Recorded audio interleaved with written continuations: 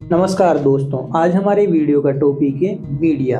किसी भी लोकतांत्रिक राष्ट्र में मीडिया लोकतंत्र का चौथा स्तंभ होता है। पर क्या हमारे भारत देश का मीडिया इस उपाधि पर खरा उतर रहा है? इसका स्पष्ट जवाब है नहीं।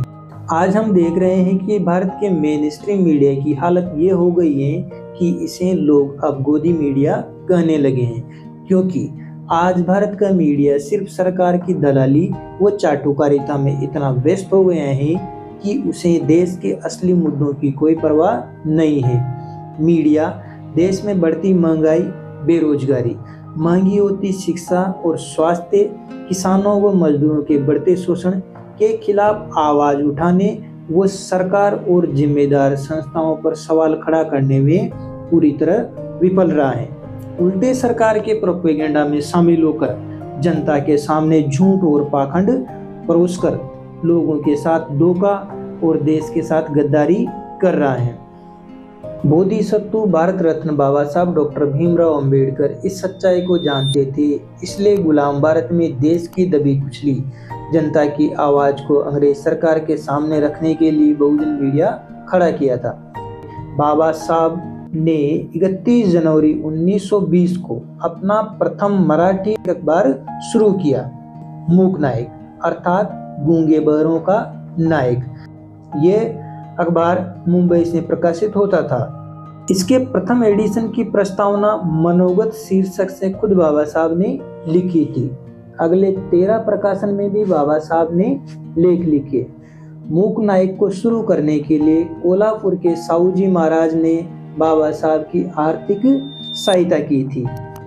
मूक नायक का मुख्य उद्देश्य था गरीबों, शोषितों और दलितों की आवाज को सरकार और जनता के बीच उठाना।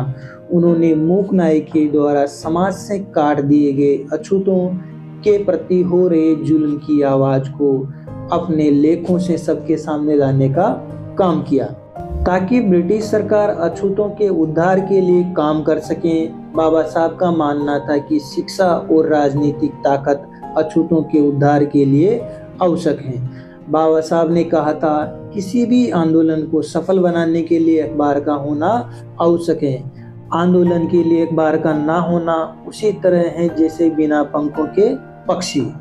मूक नायक ने अछूतों को अपने अधिकारों के प्रति जागृत किया। आंदोलन का उद्देश्य महान संत तुकाराम जी के शब्दों में अखबार के शीर्षक पर छपा हुआ था।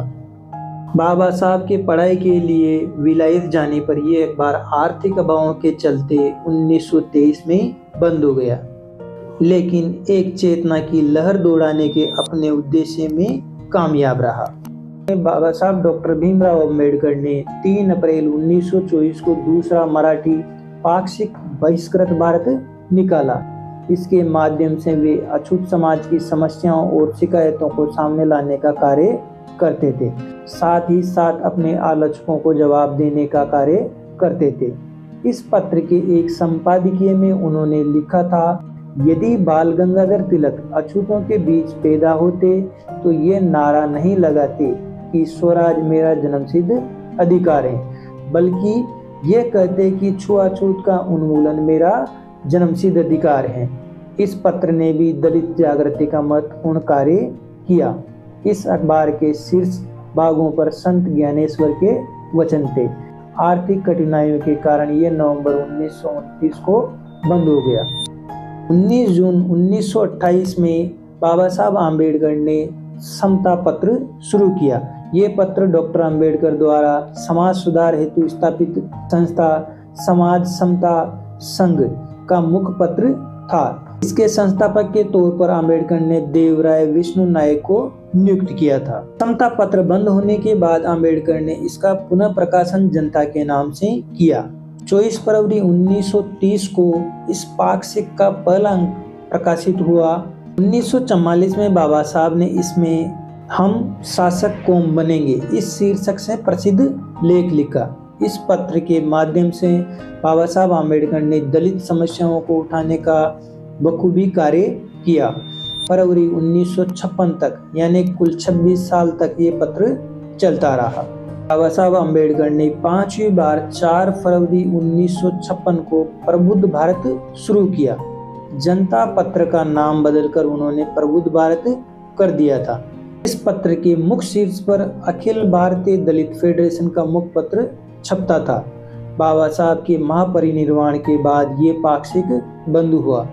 11 अप्रैल 2017 को महात्मा फुले की जयंती के उपलक्ष्य में बाबा साहब के पौत्र प्रकाश आंबेडकर ने प्रबुद्ध भारत को नए सिरे से शुरू करने की घोषणा की और 10 मई 2017 को इसका पहला अंक प्रकाशित हुआ।